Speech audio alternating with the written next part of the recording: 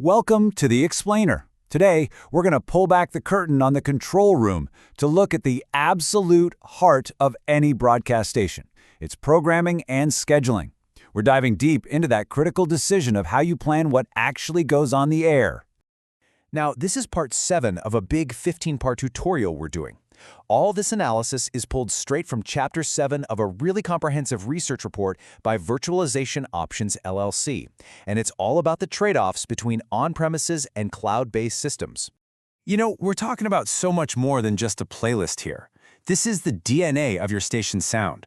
Programming and scheduling, it's the super detailed blueprint that takes a bunch of songs, ads, and talk segments and weaves them into something seamless and engaging for your listeners. So here's what we've got on tap. We'll kick off with the basics of scheduling, then we'll break down the jobs it has to do.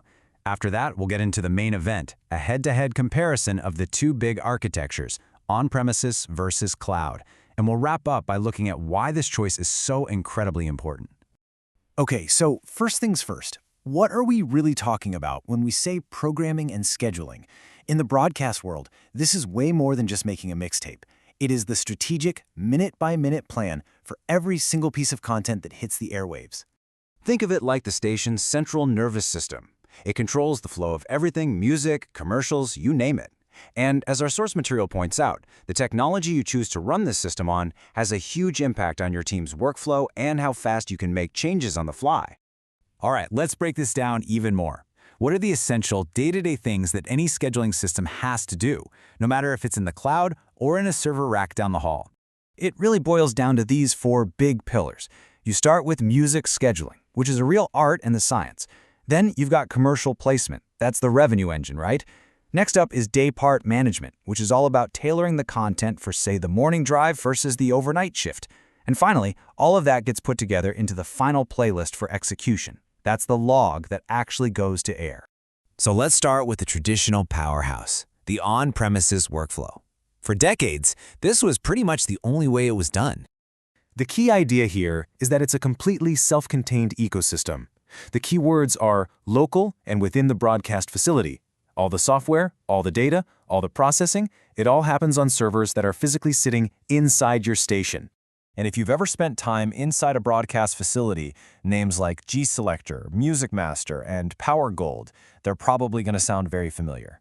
These are the big industry standard tools that were built from the ground up for this exact kind of local on-site workflow. So what's the big win here? Well, it's all about speed and rock-solid reliability.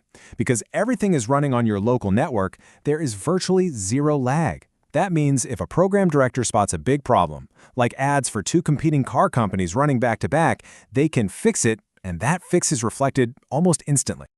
Okay, now let's completely flip the script and look at the modern alternative, the cloud-based workflow. This approach just totally changes the game in terms of where and how scheduling can even happen. The fundamental difference is accessibility. Instead of being chained to a specific computer in the station, your team can get to the entire system from anywhere they have an internet connection, a lot of times just through a web browser. This just blows the doors off the old fixed location model and opens up a work-from-anywhere world. But, and this is a really big but, this introduces a critical trade-off. You gain this unbelievable flexibility.